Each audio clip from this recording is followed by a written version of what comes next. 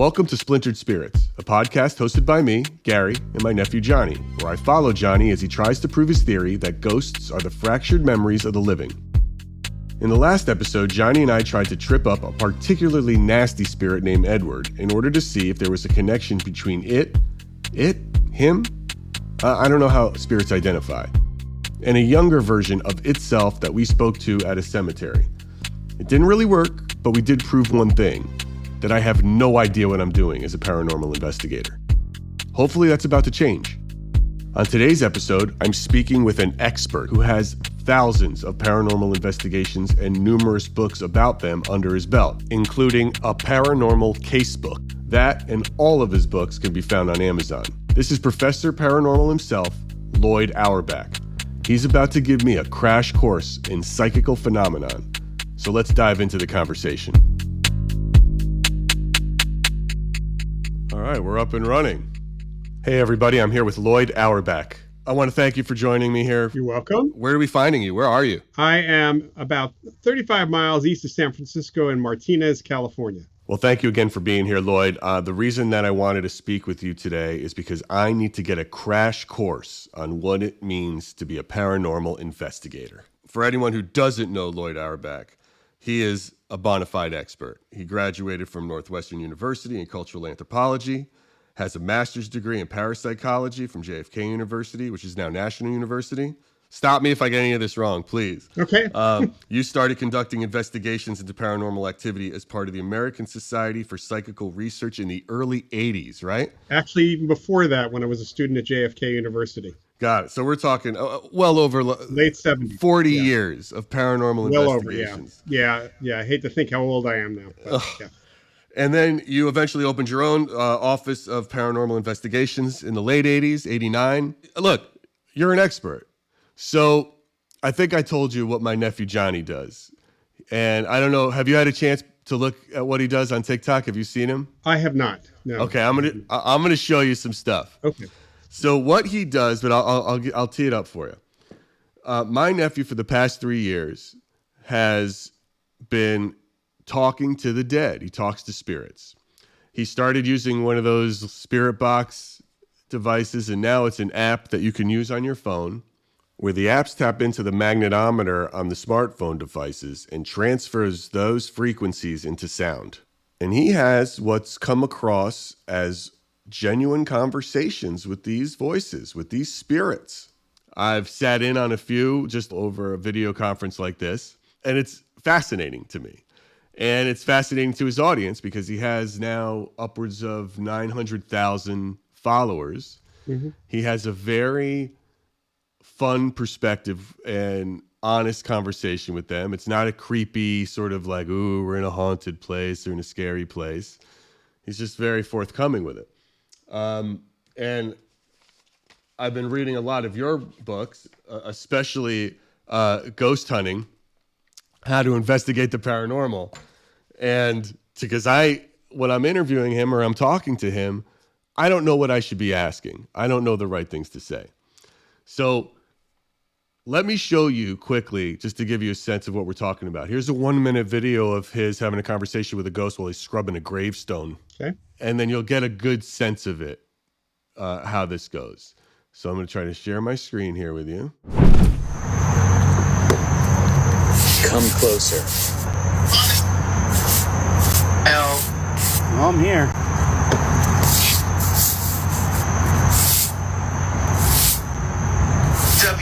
No one visits me. Oh, I'm sorry, John. I'll come visit more often. If you'll be okay with that.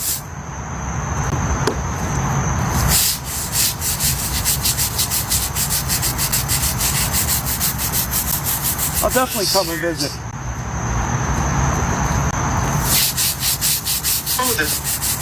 Go away. Oh, I just heard go away. My name is John, too. Oh, so is mine. How about that, John?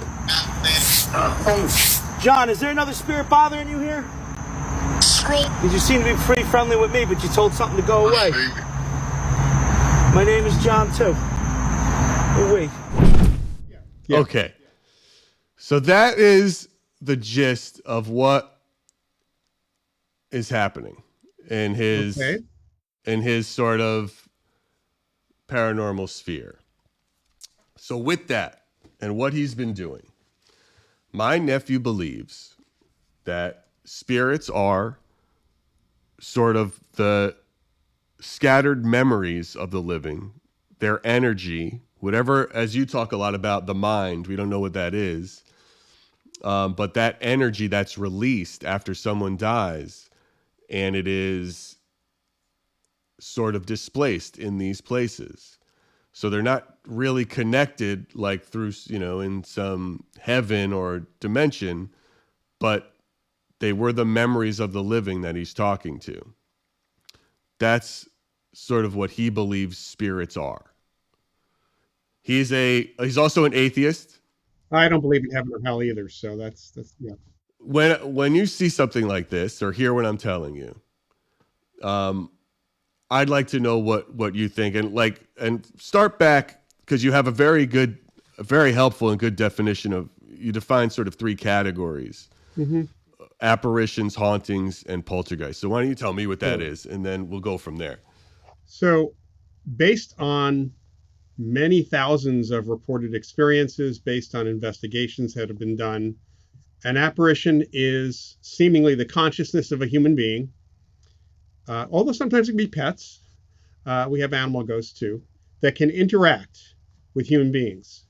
We, as human beings, are using our ESP to be receivers. So it's a two-way street.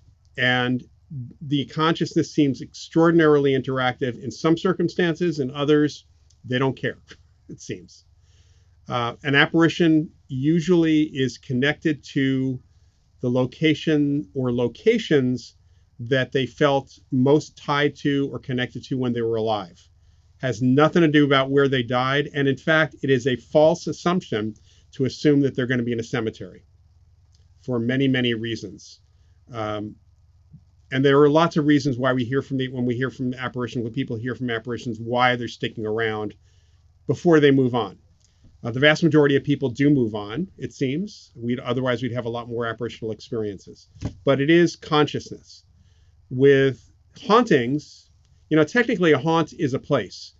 And, the example I love to use is the TV show Cheers, because Norm and Cliff were haunting Cheers. We all haunt our own homes. We all haunt places. And the idea of a haunt in relation to the paranormal or haunting is what they call on TV residual haunting. The idea that we as living people leave information behind, and that information kind of is picked up by the living's ESP and played back in various ways. Some people will get it visually, some people auditorily. You might feel something. It's usually very emotional, and almost every adult has experienced some form of haunting, although they don't ever think of it this way. It's walking into a house you've never been in before when you're house hunting, or an apartment, or perhaps someone you're visiting, and it feels weird, it feels strange, it feels happy, it feels sad. You're picking up the emotions of the people that are living there. That's a haunting. Can you share a specific example of a haunting that you've experienced? One of my earliest investigations, which was under the auspices of the ASPR in New York, it was a couple that had moved into this house that was less than 6 years old, in a development that was less than 6 years old in Bedford, New York. That part of New York and all of Westchester and all of the New York area was very active during the Revolutionary War. And there's this is where he is. This is where my nephew is, by the way. That's where we're from. I grew up in the White Plains area. Oh, I'm from Portchester, New York. That's where he is. Yeah. So he's all over that. Yeah. Okay, so I'm very familiar with Tarrytown and on the ledge of Sleepy, all that stuff there. Sleepy Hollow, all of it. Yeah. Buckout Road. Yeah. That's where he goes. Oh yeah. God, I haven't heard that in I don't know how many decades. Yeah.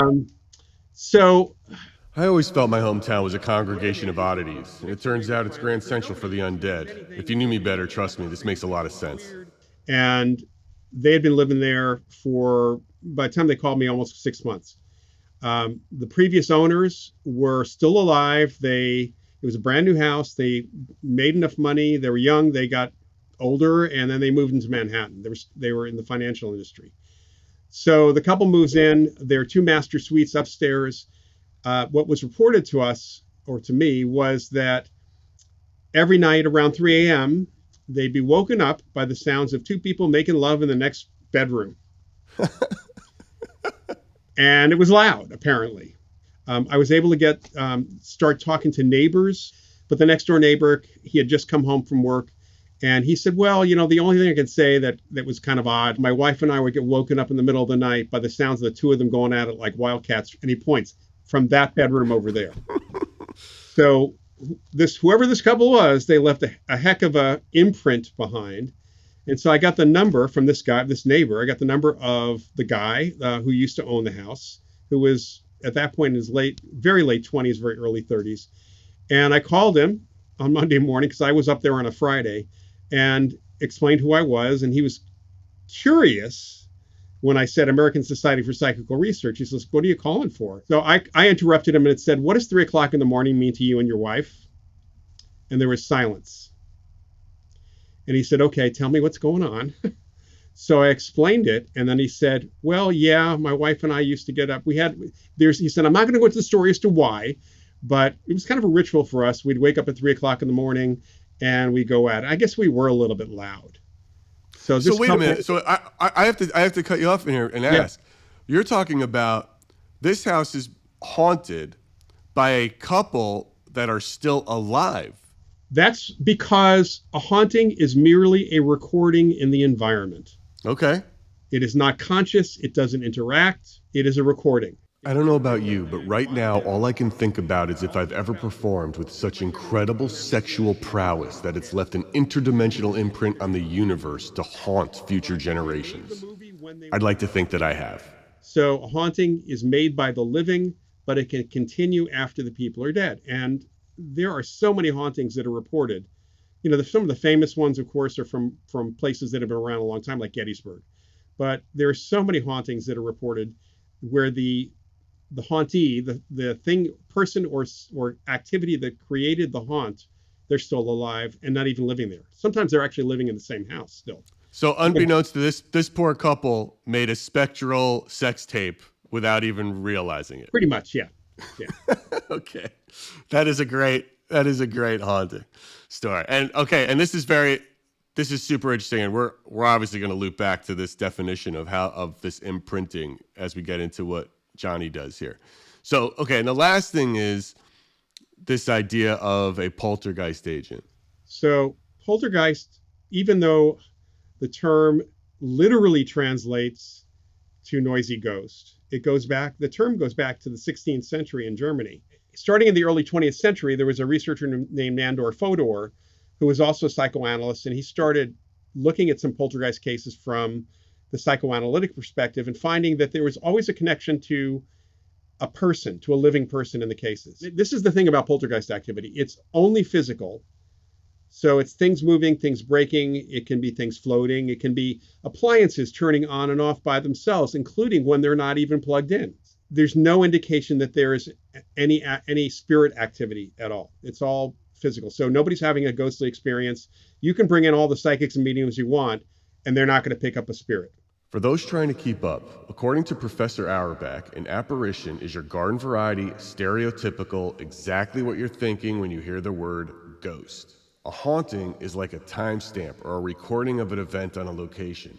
And a poltergeist is actually not a ghost at all, but a living person somehow manifesting these physical events, like shit flying off the walls or whatever. So how we handle these cases, with apparitions, it's communication. With hauntings, we have ways we can deal with the experience that people are having and even the activity. And with poltergeist phenomena, we have to work with the agent. They seem very separate, and it's very clear what those three sort of groupings are. Right. And when I look at Johnny, I see potentially a little of all of it mixed together. Yeah. So, which is why I'm so interested in how I should decipher these, or can I group these, or how would you go about trying to group it? Well, first of all, people have psychokinetic experiences without having a poltergeist outbreak. Many people actually have experiences due to stress with their technology. That seems to be a lot of the focus of psychokinetic activity. The problem with technology in general is that we know living people unconsciously can affect technology. We have laboratory evidence for that. especially systems that include random generators of some kind. It's really important to know that so many of the spirit box stuff that's out there is subject to interpretation. I mean, you can get clear EVP, electronic voice phenomena, or something from time to time. Certain people have an aptitude for seemingly getting better conversations. And the one question, because we don't have the facility, I should say the money, to actually research this in a laboratory, but based on the fact that we know that living people can affect devices, and a lot of that's based on intention or unconscious desires, but not conscious stuff. So it comes unconsciously. It's very likely that certain people who get a lot of EVP or get what's happening with your nephew, that they themselves are either unconsciously creating the words, the feedback that they're getting, or they're mediums and they're facilitating that kind of activity from a spirit that they have attracted, not necessarily one that's present there. That makes sense to me. He could potentially be some sort of technological poltergeist agent. My term for that is techno-medium. Techno-medium. But when we say medium, just because there's so many terms, I don't want to confuse them. When I hear medium, that means like he might be a legit conduit for a potential apparition or spirit. And when I hear poltergeist agent, he is the sole generator of what is being manifested. Yeah. So that's, you know what I mean? It's just to separate it. I love that term, techno-medium. Maybe that's what he is, but he could also be some sort of poltergeist agent as well, right? He would be more of a PK guy is what he is. Okay. Some of the things that we've so over the years, he has found this one ghost spirit, and it goes by Edward. And he learned about Edward solely through the conversations from Edward and from other spirits in his basement of this apartment building he lives in. And then he started investigating him in town, in record books, and then found his grave and talked to him again. And Edward, when talking to him, constantly makes fun of him. And Edward said he's nasty, he's a murderer, he was like this horrible person, all these things. And he, even when I was on with him, he called my nephew poor, called him like just stupid, like just it was hilarious. Like, and he was like, I told you, man. He's like, this guy's so mean, and he's just always making fun of me. John is an asshole.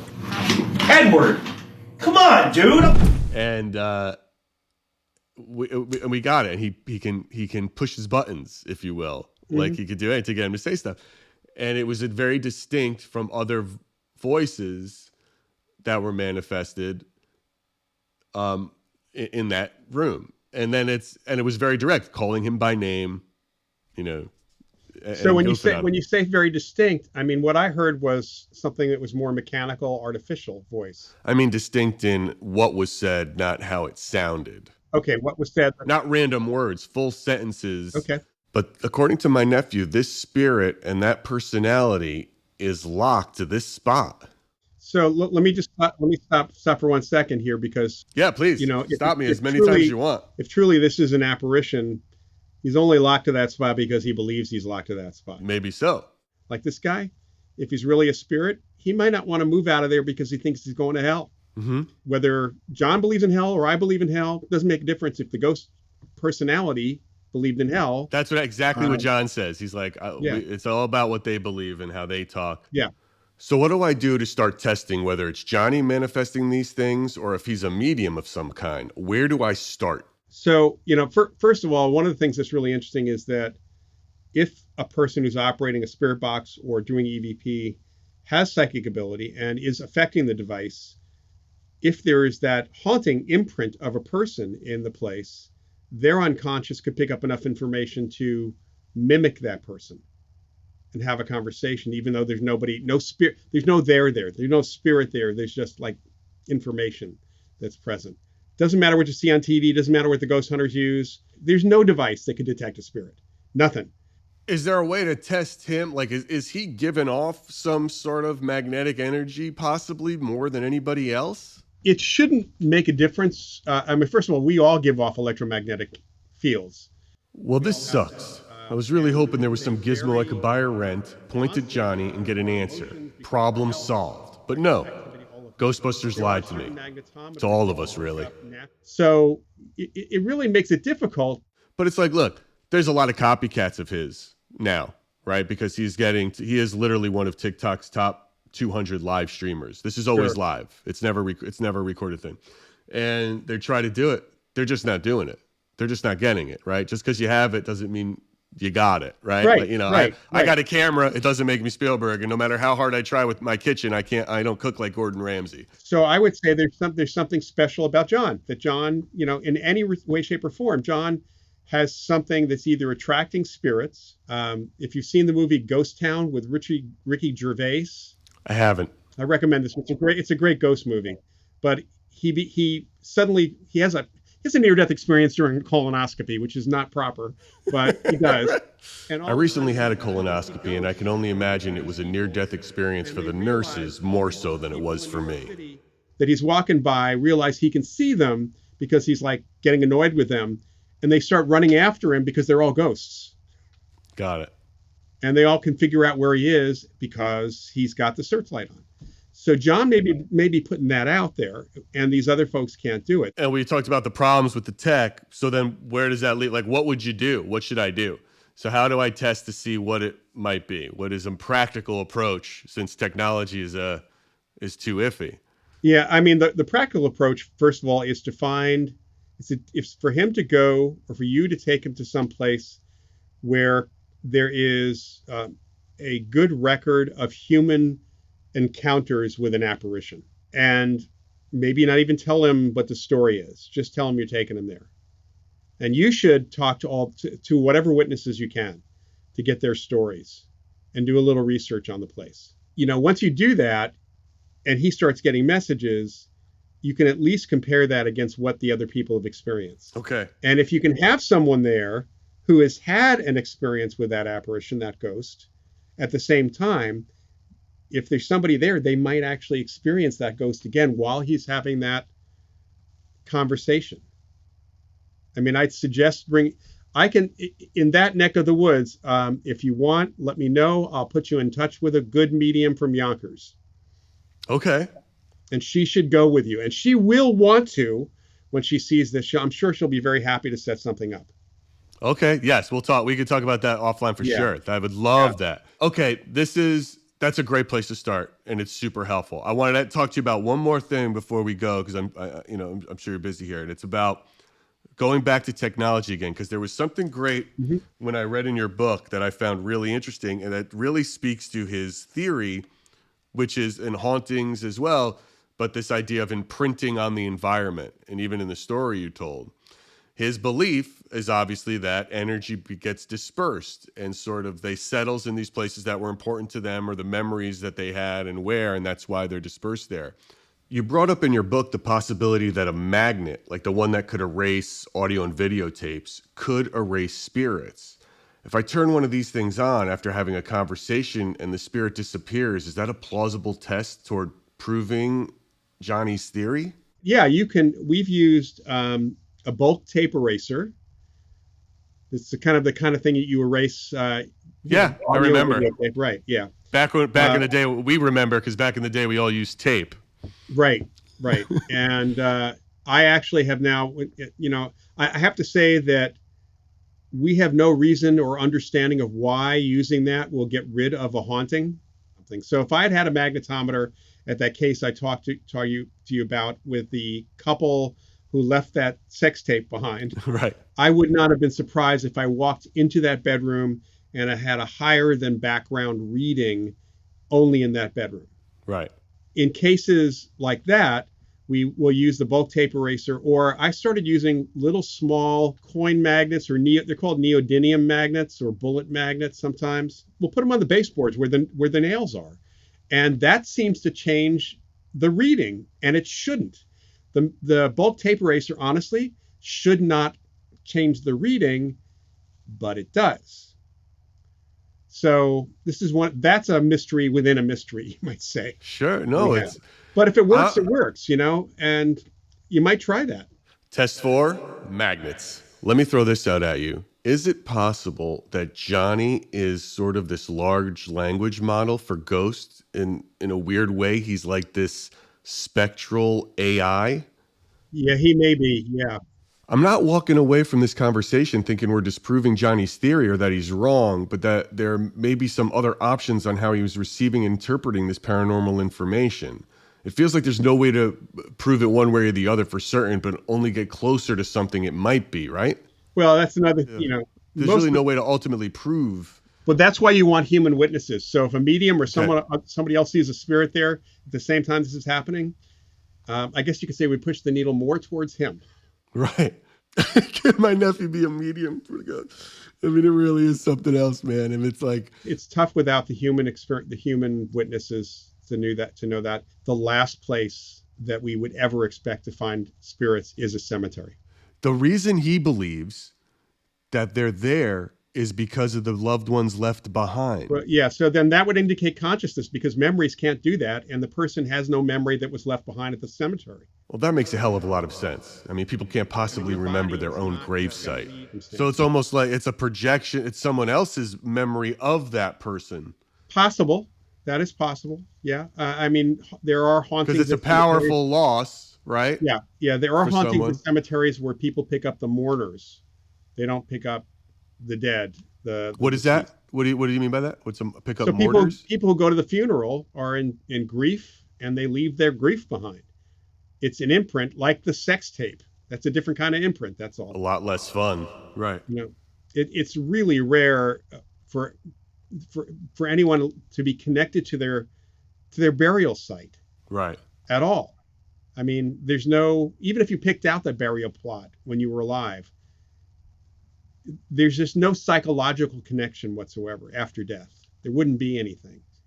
Well, it's also common sense. I mean, honestly, that's a very logical. How could you have a memory of your cemetery if you weren't there?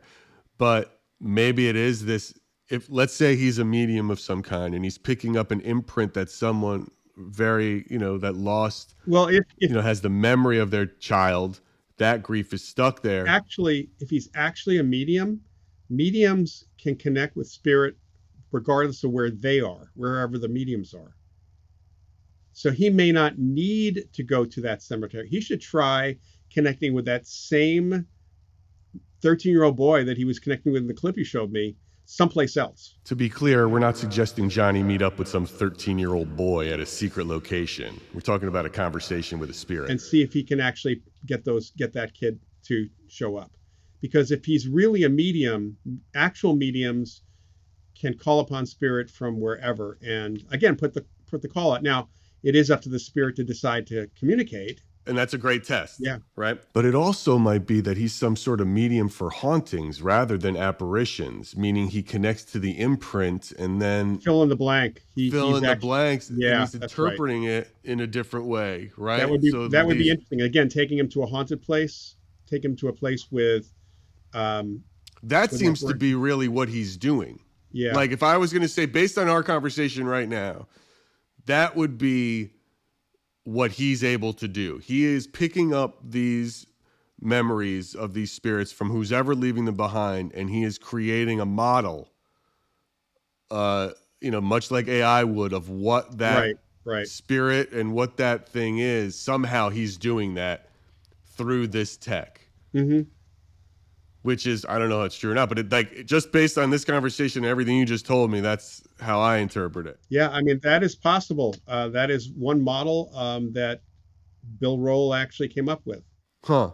William G. Roll, or Bill Roll, was a respected parapsychologist who made a name for himself with the Columbus poltergeist case in 1984. I didn't know any of this at the time. I had to look it up. I'm over here nodding to impress Loyd. So I'm walking away with this homework. Mm-hmm. 1, find a haunted location Johnny has no connection to or information about and see what he discovers. Right. 2, find human witnesses to confirm some of his conversations with these spirits. Mm-hmm. 3, have a medium join in on a sit. See what they're picking up during one of Johnny's conversations. Right. 4, see if Johnny can call on spirits like from anywhere, not just where he's found them or the specific locations, but if he's got that ability as a medium to call them from anywhere. And lastly, and probably the easiest, magnets to see if we can erase a ghost or the energy left behind by a spirit. Yep. That is a very fine starting place for a paranormal investigative noob like myself to test and try to help him prove his theories. Is there anything else I should check on him to see that could be affecting what he does and what, how this goes about? Well, I mean, like, does any past medical ailments affect things like? The only thing that we have connected directly to poltergeist phenomena is in about 30% of sets of cases that have been looked at, there was epilepsy or epileptic-like activity in the brain. So not always epilepsy, but epileptic-like activity. So I would not say he has to go in for a brain scan at all. Okay. he might, but not for this. Let me tell you. Okay. Loyd, I can't thank you enough for participating in this, for talking to me about it. I truly appreciate it. It is really, really helpful. Good. We'll keep you posted. For me to understand it, and I will absolutely keep you posted. Thank you so much. You're very welcome. That was Professor Paranormal himself, Loyd Auerbach, who was kind enough to give me a crash course on psychical investigating and some action items to work out with Johnny in the weeks to come. We all got a lot of information today, but if there's only one thing to remember, it's this. You do not need a video camera to record an amazing sex session. A really great bang might just imprint on the universe. #goals.